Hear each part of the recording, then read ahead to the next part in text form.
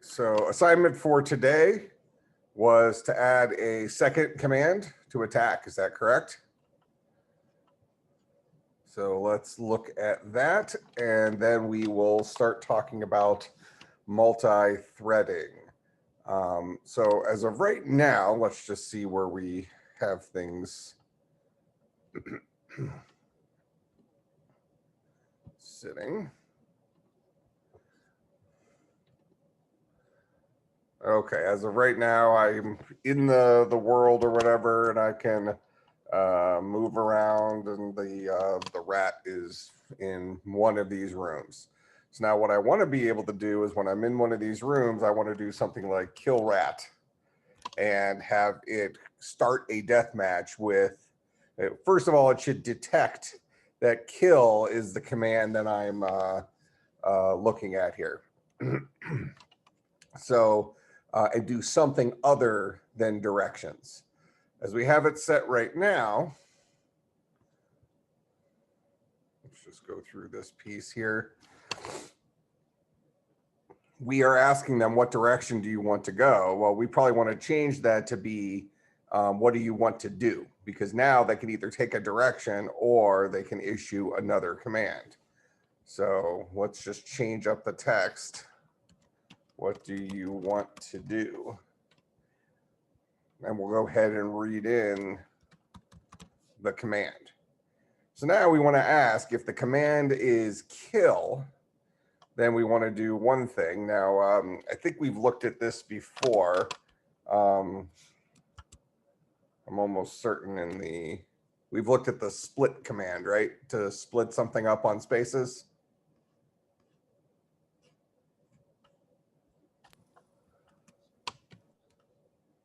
Somebody say something. Have we? I've learned it from somewhere, but I may have used Google. I don't know. I guess I'm saying if I have cat, dog, elephant, and I say dot split like that, it gives me the list containing cat, dog, and elephant. Have we done that in here? I kind of recall that we have split on one of the slides. Can anybody confirm? Can anybody confirm that I've done that in class? I don't think so. Okay. Just the strip function, not the split one. Okay, got it. So that means then we need to find out what command they typed in here, and I can't just do this and look at bucket 0. But now you know you can you can take this. So for instance, if somebody put in the command kill rat, if you then split that on, maybe the split defaults by splitting it on spaces. You can also split on other things, but if you split it on spaces, it'll turn this string into a list containing each individual thing that was separated by spaces. So now we can ask, was bucket 0 kill? If it was, this must be a kill command. That's that type of thing. But since we don't necessarily have that, what we're going to do is we're going to give ourselves a function.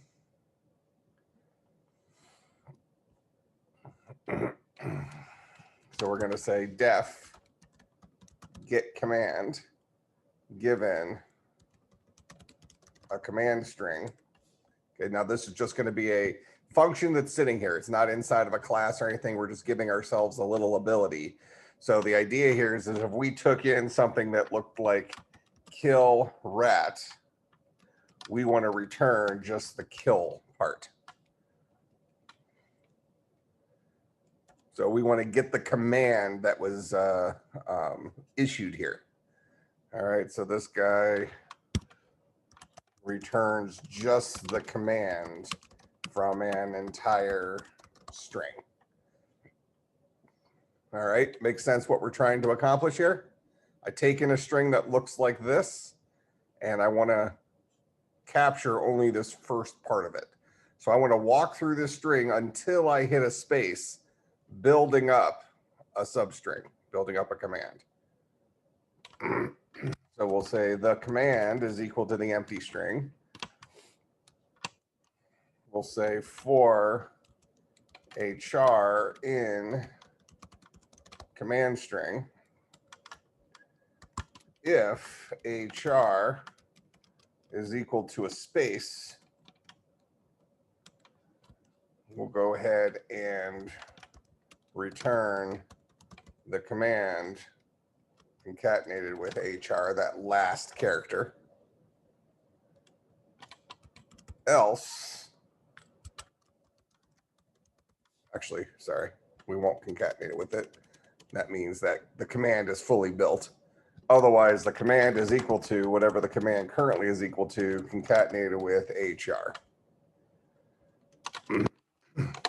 So get command will take in a command string. We're going to build up the an empty string up to our command. We'll start walking through our command string. And as soon as we find the first space, we'll go ahead and return the command we've built up to this point. So again, if we took in something that looks like kill rat, we would say, is this a space? No, so capture it. Is this a space? No, capture it. Is this a space? No, capture it. Is this a space? No, capture it. Is this a space? Yes. So we're going to return the current value of the command, which should be kill.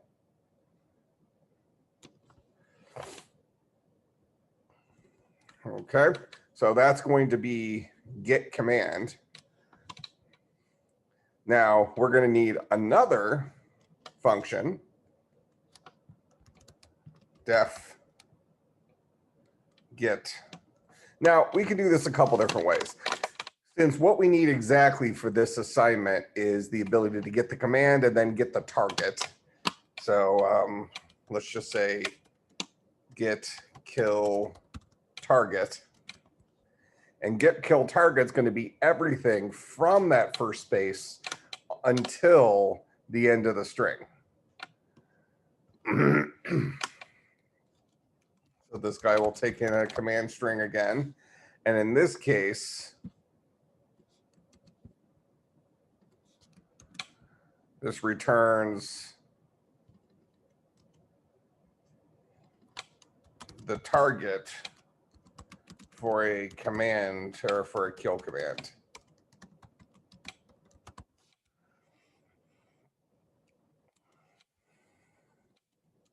So for instance, if it took in kill rat, it should return the rat part of that.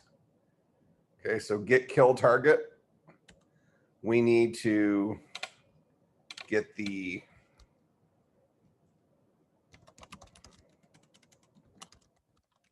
target will start off as the empty string. Now we need to go ahead and get ourselves up to the position of the first space, because it's going to be everything after that that we want to capture as the target. Okay, so we're going to first say find position of the first space, and I'm pretty sure we have a find function, right, that we've introduced. Yes. So I can say pause of first space is equal to command string dot find a space. And remember, this guy returns -1 if it's not found, or he returns the index of the first occurrence of space in that string. So for instance, if I say kill rat dot find a space, this should give me 0, 1, 2, 3. It should give me a 4, the location of the first space in there. Okay. So there's a find function. They'll do that for us. Let's assume we didn't know about the find function. We could also write some code really quick and just say something like pause is equal to 0 while command string at bucket pause is not equal to a space. Pause is equal to pause plus 1. So when we come out of this thing, pause should currently hold the position of the first space. So this will accomplish that same thing. But this also assumes there is a space in there. So we're gonna start pause off at 0 as long as command string at bucket pause is not a space, increment pause. Increment pause, increment pause. As soon as we get to our space, pause in this case would be 4. So even if you didn't remember that you had a function called find, you can make that tool yourself. So consider this is similar to what we might do at home, right? Where, you know, hey, you are trying to solve some household job, right? And you really need 3 different tools, but you only have 2 of them. So you might go ahead, you know, on one hand, if the tool is super important, you might go to Home Depot and buy it. Otherwise, you might try to come up with an alternative, you know, something that can kind of suffice for that tool. So keep in mind that you don't necessarily have to memorize an entire language. So sure, having find available to you is pretty handy. And this is when you get into the Java class, the equivalent of this guy is a function called index of for Java that will return the first occurrence, the position of the first occurrence of something, or -1 if it's not found. But, you know, it's handy that you have this specialized tool laying around. So if you go into some, you know, handyman type garage or something, he might have every tool under the sun so he can solve a whole bunch of things. But for the rest of us, we just have a limited amount of things that we have available to us. And that doesn't mean we can't solve this problem. We just have to do it a little bit longer way by just writing some code that does it. All right, so this is an important lesson right here, is that while this is great, if you remembered this, I would not necessarily go and spend an hour trying to hunt something like that down on Google, because the solution you're looking for can be captured just like this. You want to find the position of the first space in a string. That's all you're solving, is that little tiny puzzle. Okay, so if you have the tool, great. If you don't, just write the code to do it. Because I think too often when I look at some of the solutions to the homework assignments and the things that people have struggled with, too often what we run into is what you assume is that there is a function that must already exist that solves like 90% of the homework for you. And that is rarely going to be the case, right? You're almost always going to be asked to do logic puzzle things like this. That's what this whole class is about, is getting used to telling a computer what to do by using its language, or a language that's closer to it than English. All right, so that's what we're trying to do here. So don't always assume that there must be a built-in function to do something. So I'm going to go ahead and I'm actually going to just use my little loop here. I'll go ahead and leave this guy in as a comment, but this accomplishes what I need it to accomplish. Start pause off at 0. Keep looping as long as command at bucket pause, command string at bucket pause is not a space. So when I come out of this, pause now holds. That scrolls really fast. Pause should currently hold the position of the first space. So now what I want to do is I want to build up my target.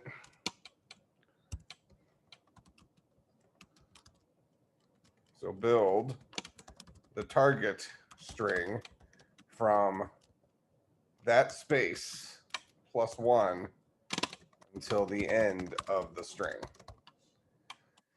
Now there in Python, there's something called string slicing, or well, list slicing, kind of the same thing. I don't like to do it. You know, you've probably seen all sorts of examples. I think you can do something like kill rat from bucket 5 till 5, 6, 7, say 7. I think it's actually 8 that will give me the rest of it. So that gives me the rat thing. So this is something called slicing, where you can say, oh, give me bucket 5 through 8. Now this is all fine and good. Nothing wrong with that. Similarly, there's like kill rat. What is it? I think -1 : something like that.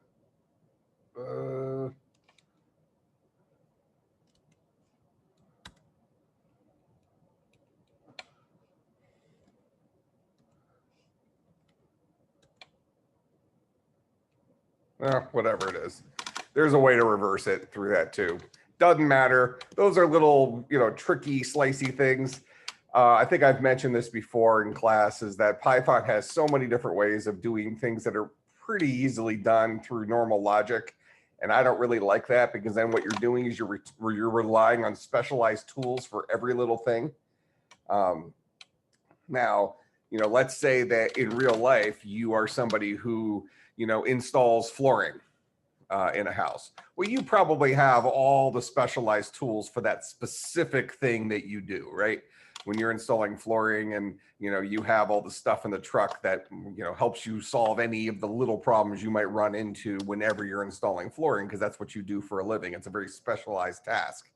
Okay, but if you're somebody who just is a handyman who does stuff, all sorts of stuff around the house, you might have some tools that you're going to use very often, but you're probably not necessarily going to have a collection of some crazy tool that's only used once in a blue moon, unless you just happen to stumble upon that. So we still want to be able to rely on our own ingenuity and our own problem solving, and not necessarily rely on our memorization of tools existing.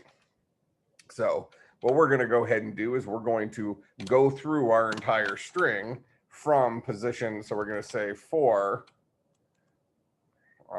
I in range of pos plus 1 to the length of command string. And then what are we going to do? We're going to say the target is equal to the target concatenated with command string at bucket I.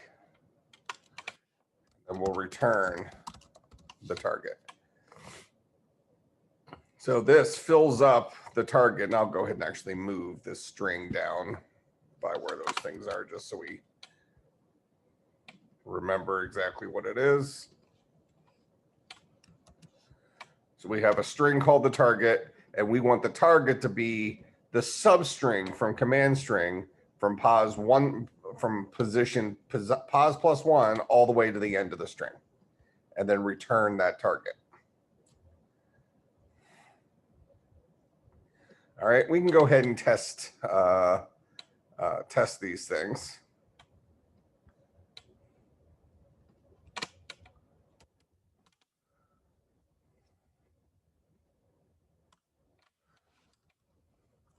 So we'll go ahead and say something like print, what do I call it, get command from kill rat.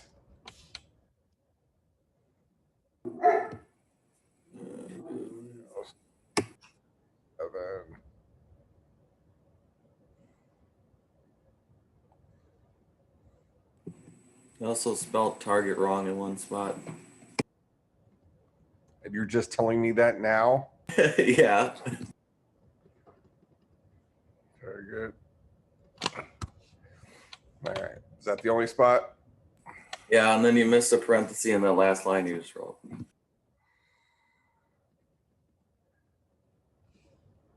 That's Not correct. there. That's correct. No, I got Your print function.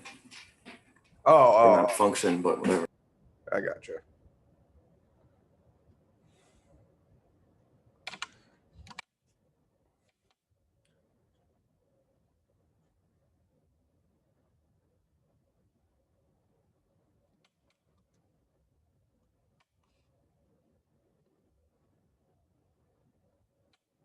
Doesn't like my comments.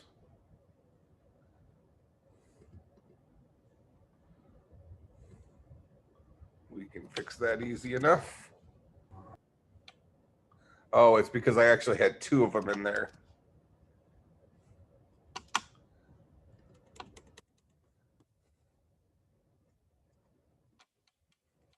So there's my kill for my kill rat. And then we'll also do get target from kill rat.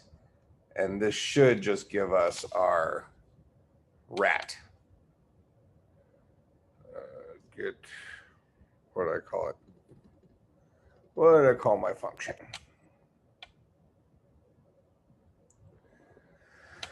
I called it get kill target.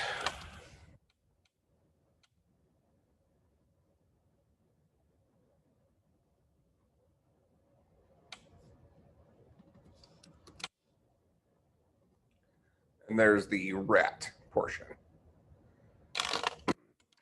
All right.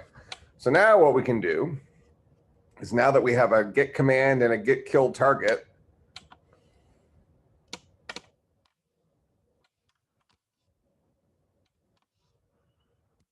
comment those out.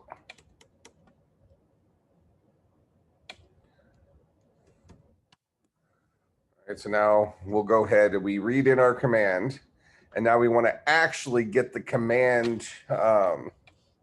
We're going to call this guy a command string. We'll say the command is equal to get command from command string.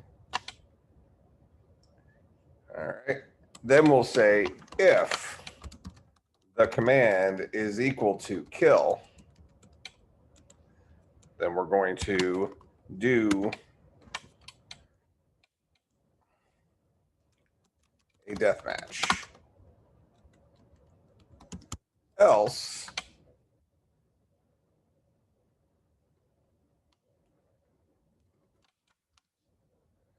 it must be a direction. So we'll go ahead and actually, you know what? I'm going to leave that as direction, and I'm going to say direction is equal to command string.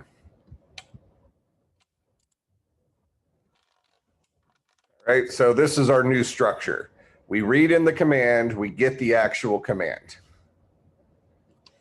And actually, this could be a command as well, because that's going to be the first thing up to that space. Actually, we currently have a bug in our code.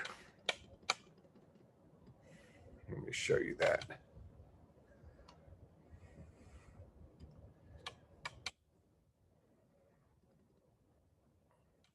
Get command. Right now, we're reading in everything from the, well, here's the issue. What if the command I had coming in here was just east? Okay, which is one of our directions. It never hits a space. I never hit a space, correct. So is this a space? No. Is this a space? No. Is this a space? No. Is this a space? No. I just keep collecting those things. And I never actually hit a space. So I never actually return the command.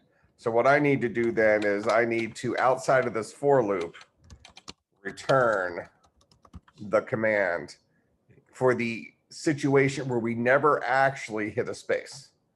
If we never actually hit a space, but we did already go through every character in our command string, then the command still holds our answer. So we need to make sure that we ultimately, this function ultimately spits out the command. It either gives us everything up to, but not including the first space, or it gives us everything because that's what the command was. In our case, a direction. So otherwise, this guy would have boiled down to none in any situation where we were asking for an exit, and there won't be any exits in that direction.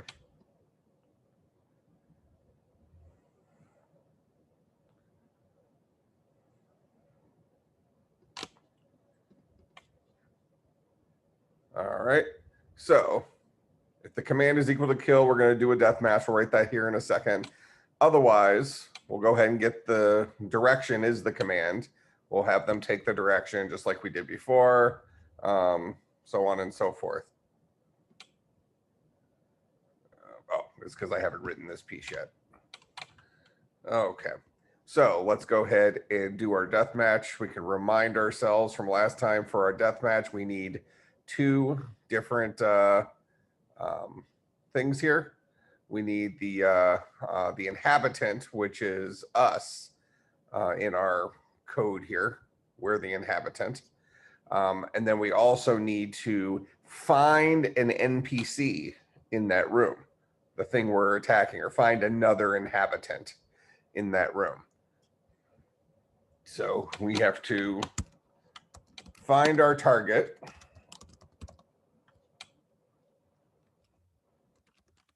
Of the kill command. Okay, so we're going to say the target is equal to get kill target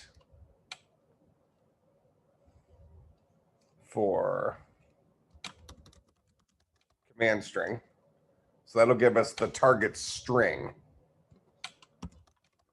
So in this case, that'll give us the rat, just the string rat.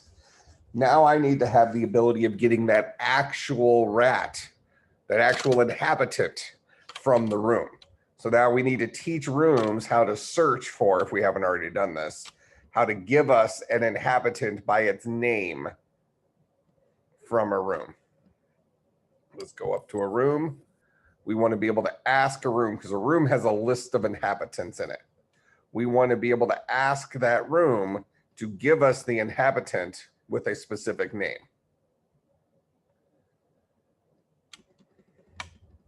All right, so let's just go ahead and put it underneath find exit. So similar to what we had before for our finding an exit with a name, we're now going to have a def find inhabitant.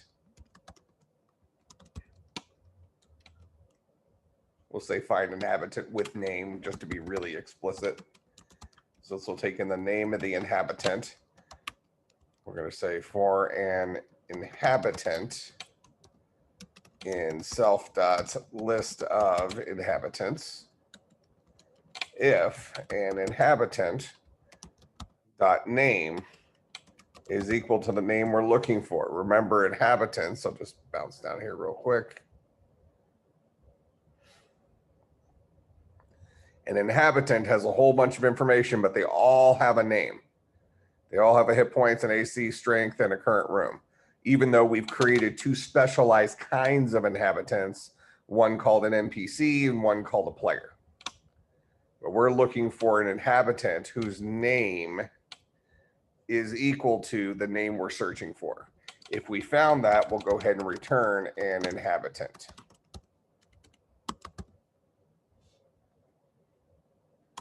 If we get through, so this for loop goes through all the inhabitants in our list of inhabitants. If we find an inhabitant that matches that name, we return that inhabitant. Otherwise, we check the next one, check the next one, check the next one. If we're still alive after this for loop is done, that means we've looked at every single inhabitant and didn't find any of them. So we'll just put a little comment. Inhabitant with that name not found. So we'll return none here. And then we'll use that in our other function. So this is find inhabitant with name, and we need the current room to do that. We are asking a room. We wrote this inside of room. We're asking a room to find an inhabitant with a certain name. And that room does the searching for us and then ultimately throws us the inhabitant or gives us nothing. All right, so we just built our own little tool. So again, this is still going along that same pattern of we should write our own tools unless we already know of something built into the language. I mean, if it's going to be a 20-second Google search, go ahead and do it, but don't spend a ton of time looking for some specialized tool that we haven't necessarily covered to solve a problem, because you're cheating yourself out of practice writing some logic. And this practice writing logic like this is the gold mine, because if you can kind of create your own tools, you can conjure your own tools out of nothingness whenever you need them. That's a powerful tool. All right, so we'll go back down to our, I hate how fast this thing scrolls. Actually, that's not so bad if I control it myself.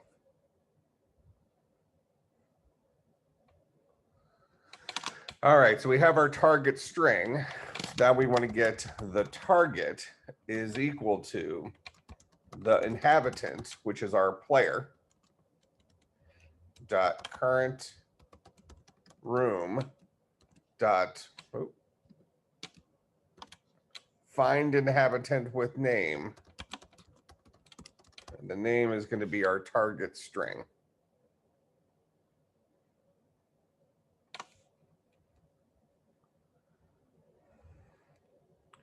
All right, so we're going to set a variable called the target. Get rid of that. The target will be equal to the inhabitant, which is the player's current room, asking that room to find an inhabitant with a name. What name? The target string, which was the target from the command string. So this will find the actual inhabitant in our example that has the name rat. All right, then we can say if the target is equal to none, we can give a little statement like nobody here that looks like that. Nobody here with that name.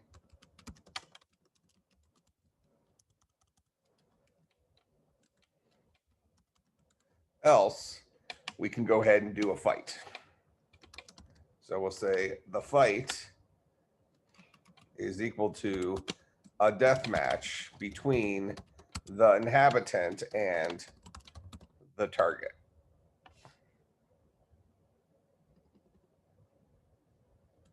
And then we'll say the fight dot fight.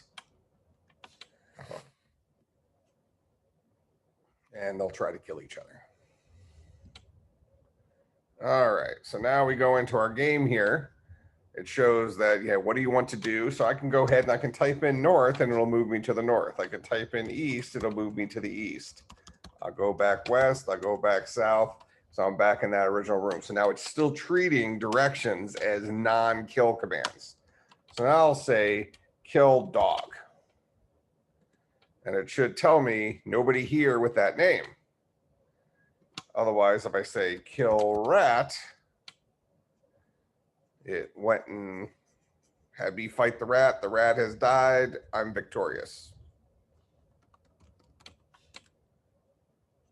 Got to get Ben inside this dungeon so I can chase him down. All right. I've been leveling up, dude, all night. You've been leveling up. Yeah, I've been up all night playing. No, I'm just kidding. Well, I could fix that real easily. What do we got to do here? We just got to go into our player. Because obviously you would be an NPC in my world, right? Yeah, okay. There we go. You're gonna get hit hard. Probably like negative 50,000 HP or something. That's right. Run it once, see what happens. It won't be. That's actually a good point. So we'll beef our players up here. Go ahead and kill rat. This is her current hit points after one shot. 28 million negative. Yep. It's awesome. All right.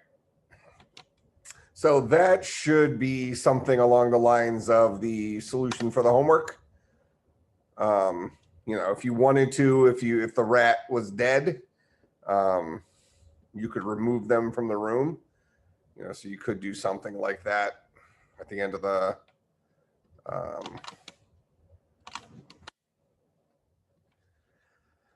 so we can say if the inhabitant dot HP, actually, don't we have if And is dead. Is that dead. is dead, and print out game over, something like that. But really, this is a true statement for any of our commands. If for, you know, during a single game loop, for whatever reason, we kick the bucket, you know, our game is over. We'll just leave it in here for now.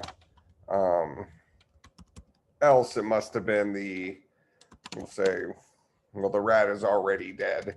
So we're going to go ahead and say the inhabitant dot current room dot remove. I think we have remove inhabitant. Is that not what we called it? Yeah, we have remove inhabitant.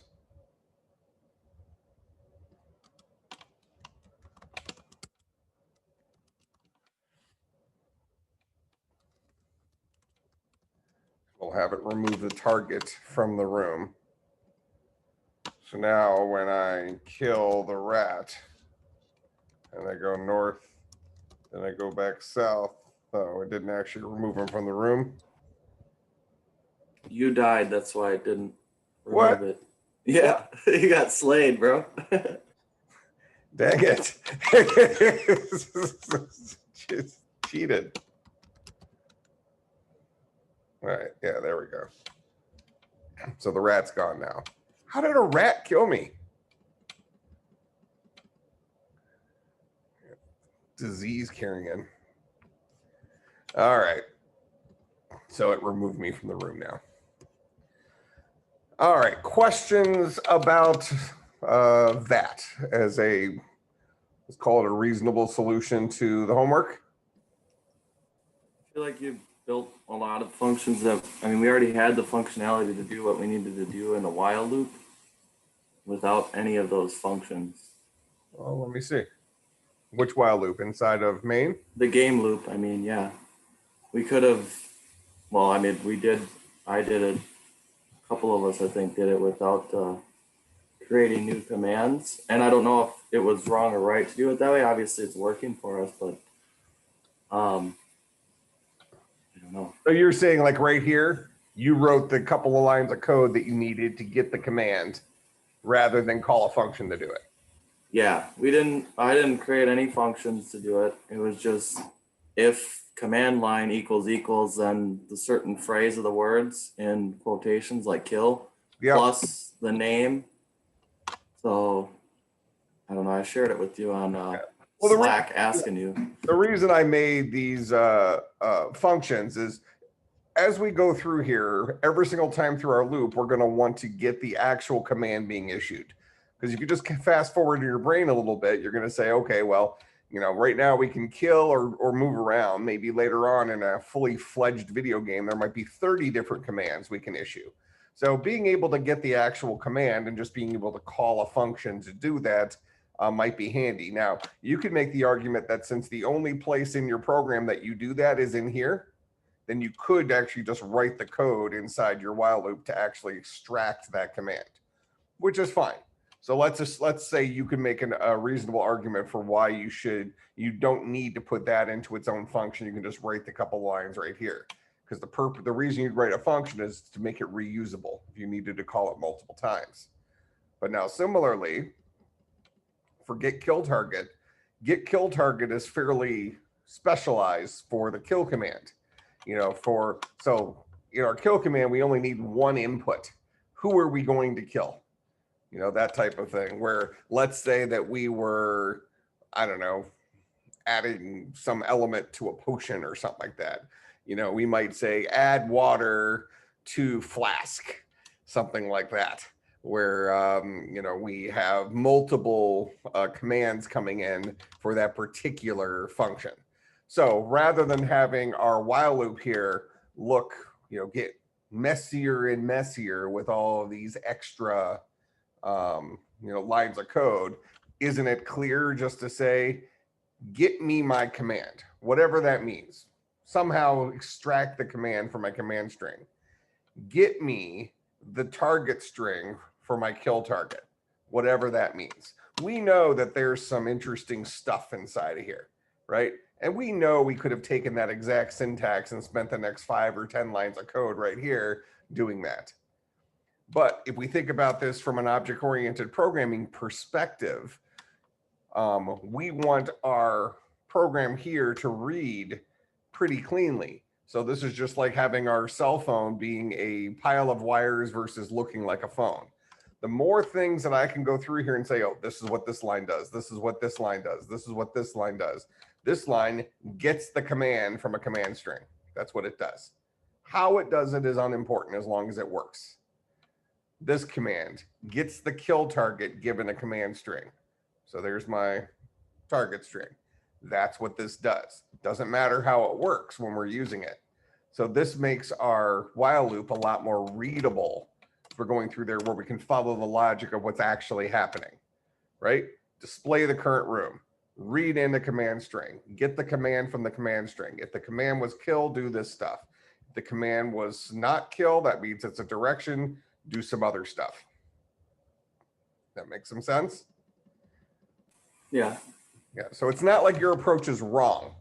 It's just if you add, 20 other commands to the your game, all of a sudden your approach is going to turn into this wall of code all in one place that, while it works, it's not that easy to read. If you took chunks of that and you put it into little modules, little functions, and then called those functions from within your while loop will stay a lot cleaner, and it'll kind of read better in terms of what your program actually is doing. Okay, so I'm going to actually create a new file here. We're going to call this guy thread test.py, just so I can introduce a new concept here called threads. Let me see how we're doing on time. 11:20, right? Okay. Excuse me.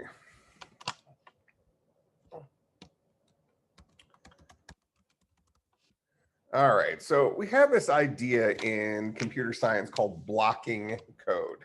So this is a line of code that blocks the rest of the program from continuing until it completes. All right, so let's first show a quick example of blocking code. Just for practice here, I'm going to go ahead and write my usual main thing. So I'll define main to be this function.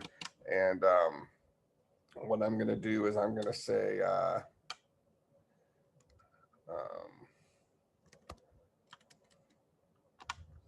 my string is equal to input enter something. And then afterwards, I'll say for I in range 0 to 10, print out I.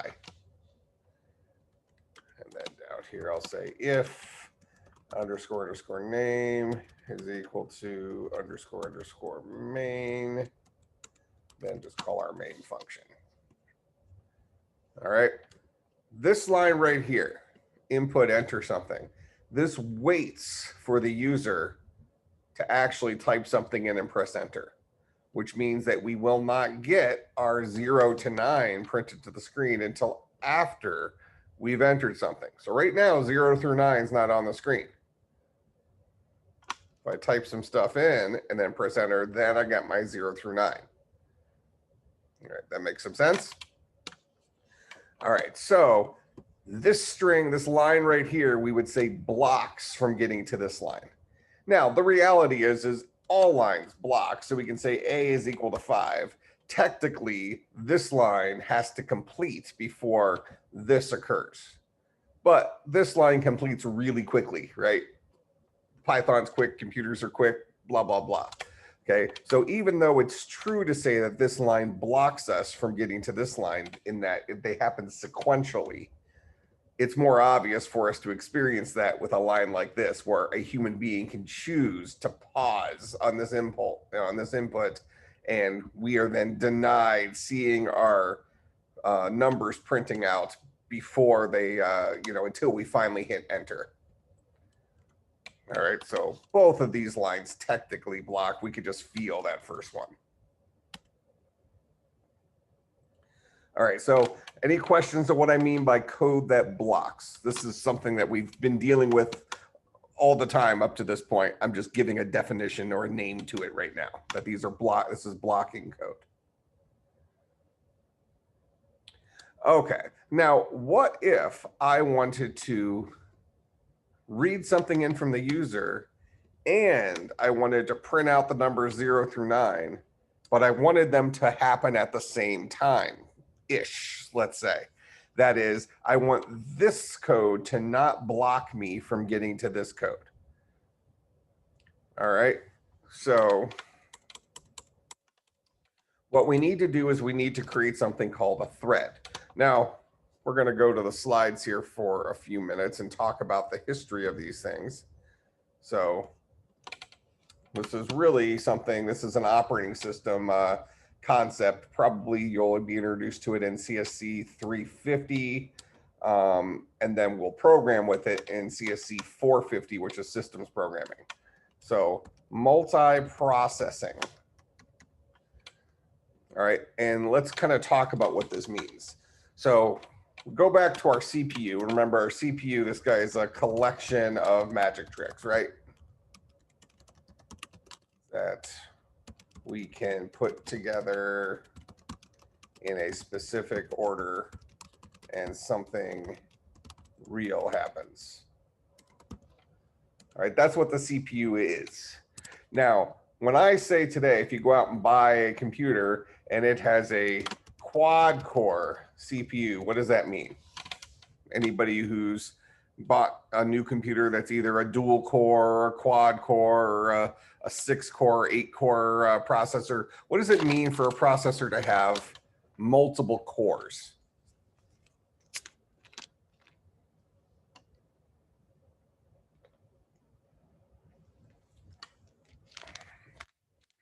Nothing?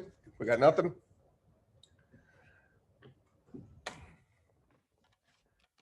So for a quad core processor, we can say technically 4 things can happen simultaneously.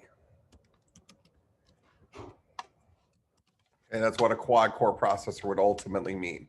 In a single core processor, so our older processors, even though we maybe thought a bunch of stuff was happening at the same time, technically the processor was only doing one thing in any single moment in time. It was just doing some of a little thing and then some of another one and some of another one, and it did it so quickly that we thought they were all happening at once. Okay, but now with our multi-core processors, we technically can have more than one thing actually happening at once, but only if the program was written to take advantage of that.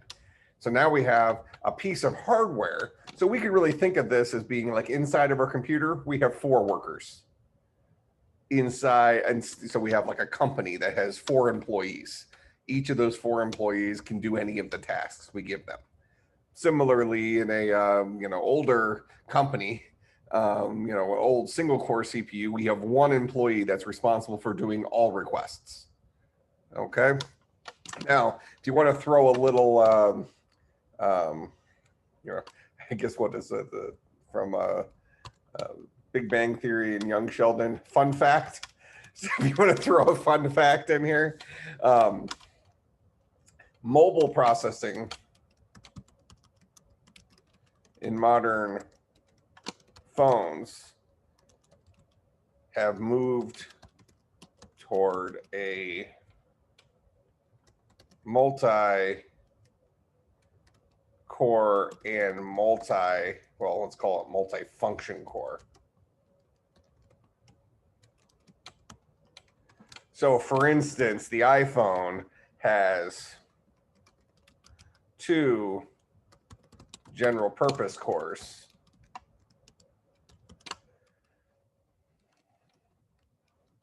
That are fast and use more battery. And then iPhone has 2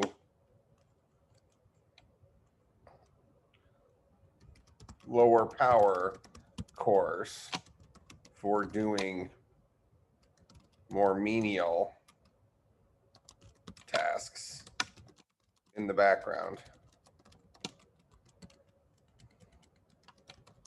These use less system resources.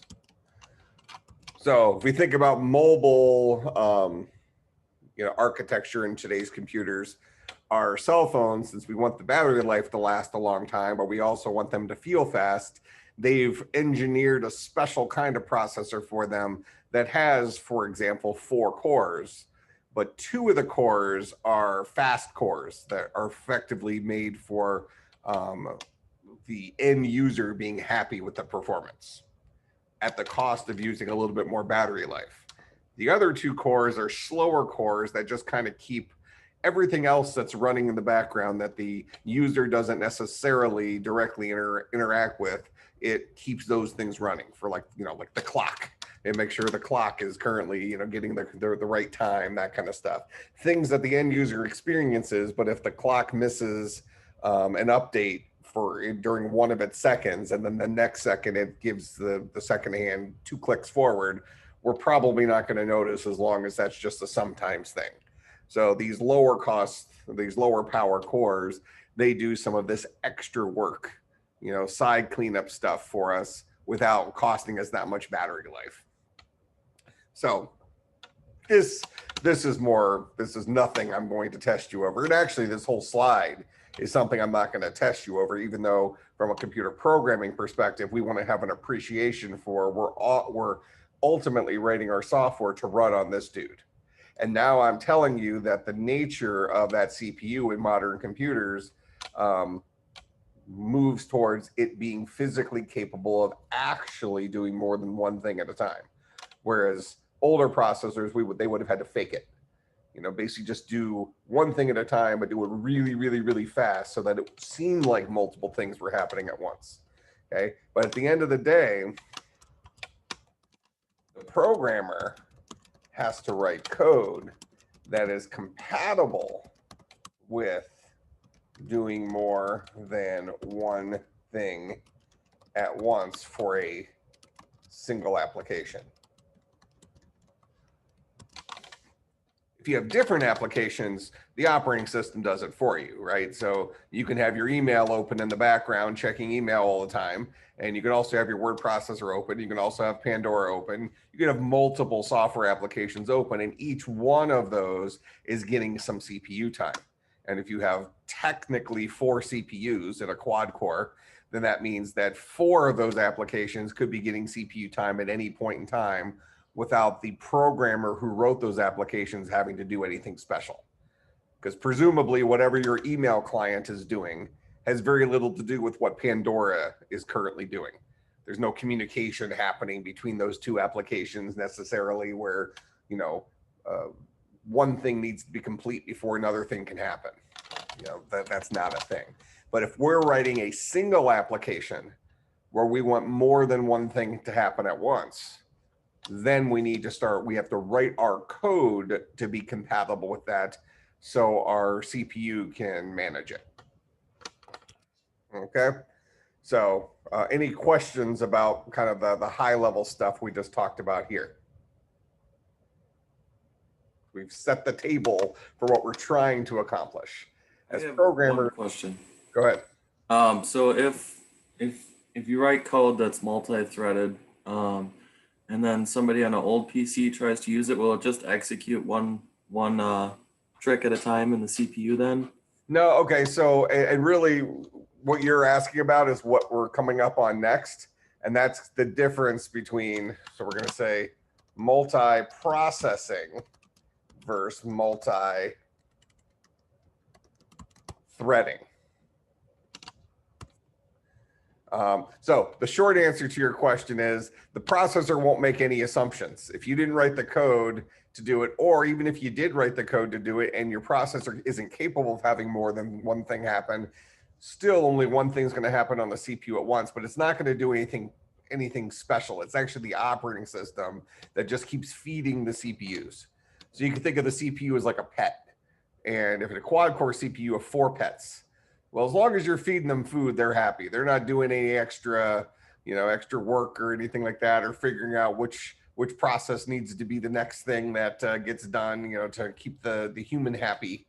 You know, instead we have this manager that lives between them, that's contained within the operating system. It's called the CPU manager, or we also have another very related tool called the process manager, and that guy manages the feeding schedule for the pets. So make sure that the correct CPU gets the correct line of code at the correct time, relative to how the code was written. So if you only have one core, the operating system only has one pet to feed, so nothing amazing is going to happen. You're not going to actually notice a speed up in performance, but from a blocking versus non-blocking thing in your code, it'll still be as if those two things are happening simultaneously, which then means we've taken away the guarantee that they happen sequentially. And you'll see what I mean when we get into the threads, where if I have multiple threads that are all counting between 1 and 1,000,000, they won't necessarily, we'll actually visually see how they're scheduled, because you'll see that maybe one of them gets 1, 2, 3 out, and then the next one gets 1, 2, and then the next one gets 1 through 7, and then one of the earlier guys finally counts to 5, 6, 7, whatever it is. There's no guaranteed order. It's whenever they're getting scheduled to get onto a CPU. So we're basically saying, as programmers, if we're going to have two things happening at once, those two things can't be reliant on each other.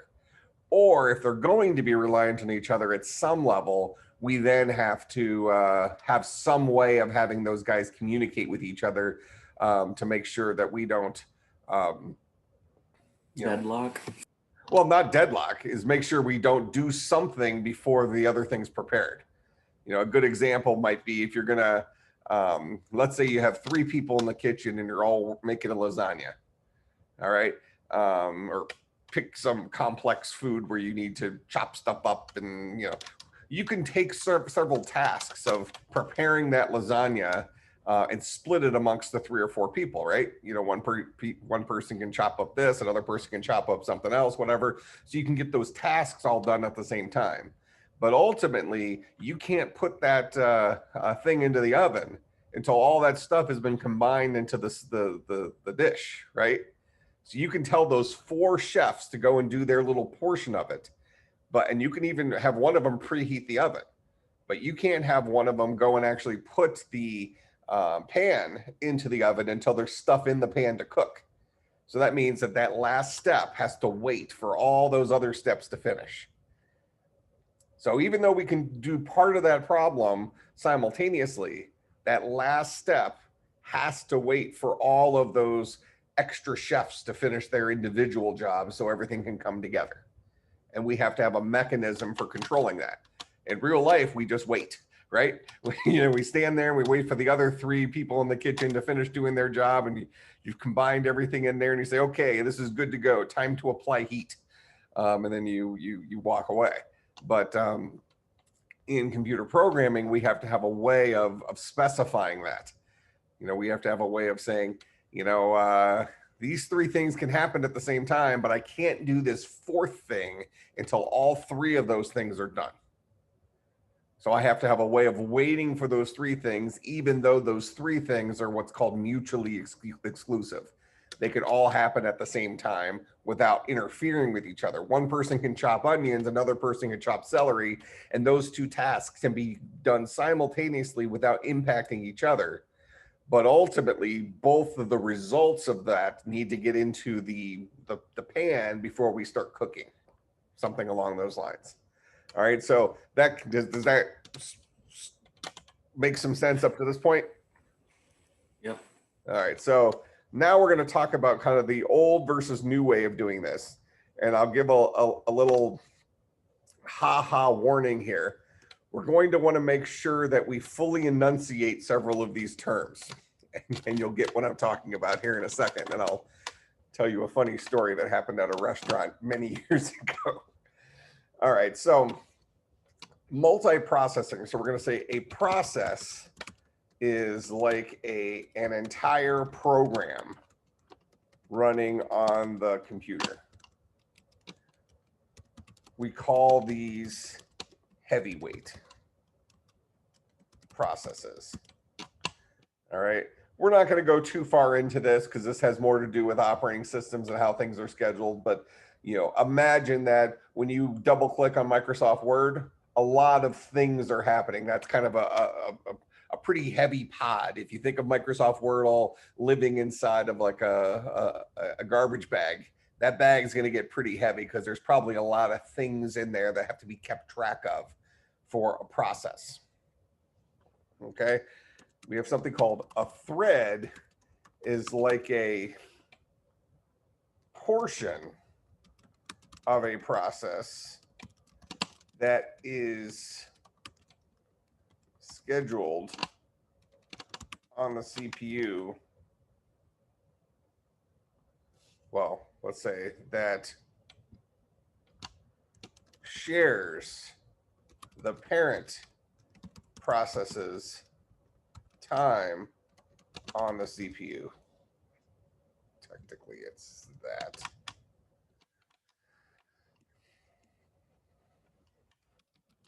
Each process gets its own time on the CPU. So a process gets, let's just say, 3 seconds on the CPU. Just using human time, it would probably be a lot less than that, but let's just say 3 seconds on the CPU. So if I were to create 2 processes, each one of those processes gets 3 seconds. 3 processes then would get 9 seconds total, so on and so forth. A thread is managed by its parent process. So that parent process still gets 3 seconds on the CPU, and it would then have to distribute that 3 seconds across all of its threads.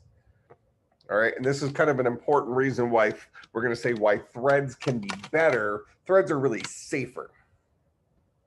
And let me kind of show you or tell you why that is.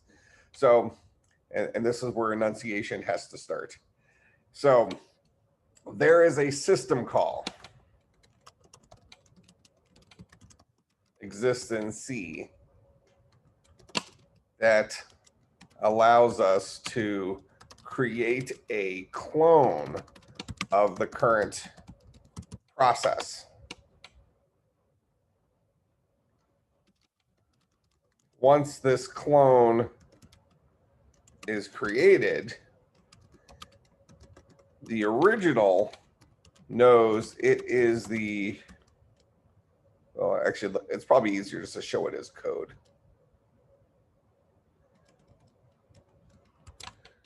Okay, so we're going to have a variable called int PID, that's process ID.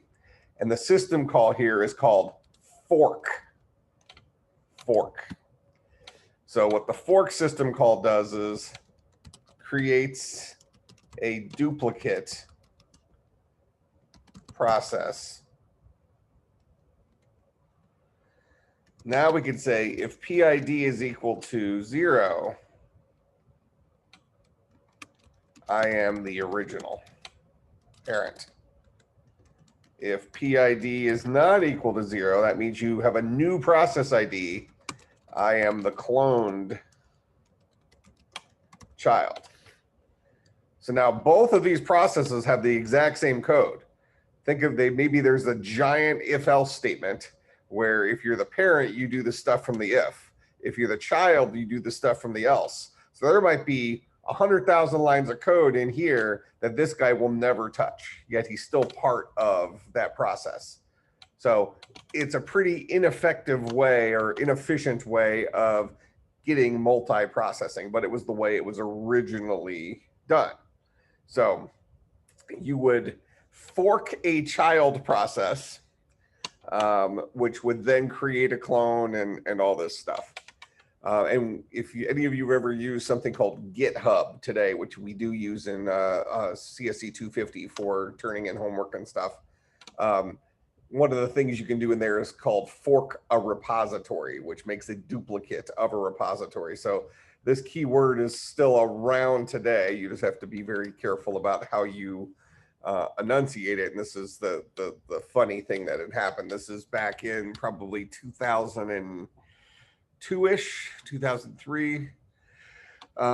Me and a couple of colleagues, this is when I was at Western Illinois University teaching, we were working on some Unix system administration software, some stuff that creates new user accounts and stuff like that. And we were at a breakfast meeting at a restaurant talking about the programs. And so we're sitting there talking about forking child processes, so forking children. And we had this program called the Reaper that went and cleaned up the children after we were done with them. So you can imagine the innocent bystanders in the restaurant, us talking tech jargon, but it not really sounding like tech jargon. It really sounded like something much more sinister and creepy was going on. So this old lady got up and started screaming at us, but we explained the situation, and then it became more obvious to us how maybe using code words for some of this stuff makes more sense. I'm not actually sure what the, I mean, I think the clone thing, the reason they called it fork is it kind of creates a fork in the road where it's one process, then it becomes two processes, and you either go to the left or you go to the right. For example, the if or the else for executing the code. But in any case, this was the older way of accomplishing this, was through this this fork system call. Now, a thread, let me actually just do this in a new, so we're going to call, this was actually a good way of hacking machines too. So before we had our modern operating systems, which kind of create like a little container for our applications to run within to kind of protect the rest of the system from a rogue process. Your operating system could have 20 programs open at once, and each of those programs could possibly impact the other ones if they ran amok in system memory or something like that. Well, just giving you the, connecting a few dots. So we'll call this an OS attack. So we'll call this POSIX-based operating systems used a 16-bit, well, we'll just say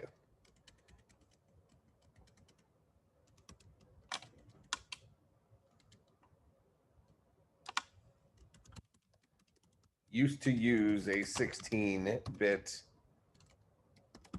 process manager model. And for 16-bit, that means you have 65,536 unique values. All right, so like we talked about the char primitive type being represented in Unicode. So we have 65,536, 0 to 65,535 unique values that map characters to the Unicode character set. But the punchline is that what does this mean for us? That means that we can only have 65,536 unique programs, I'm going to put processes in parentheses here, running on the computer at once. Now, this sounds like a lot, correct? That sounds like a lot of processes. None of you probably double click 65,536 programs on your computer at the same time.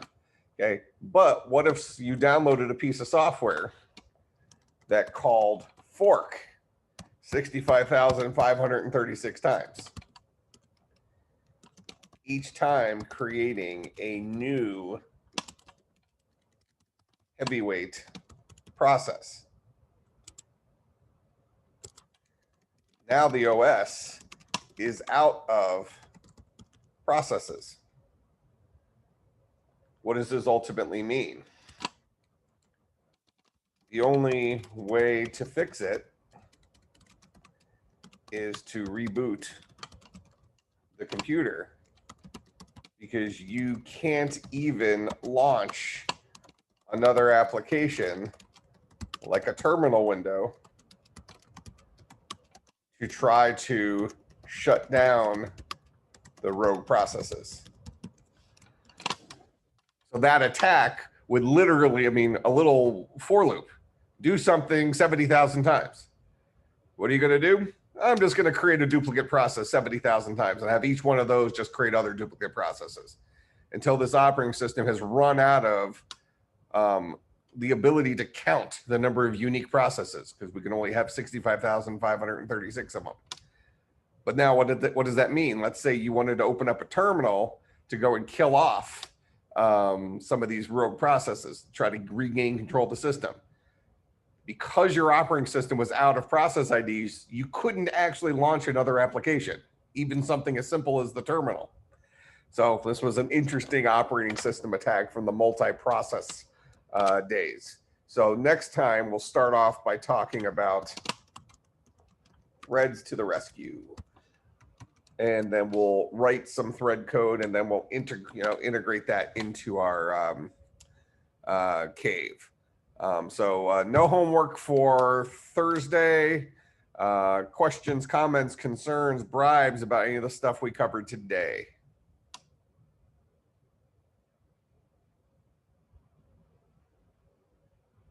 Okay. I will see everybody on Thursday.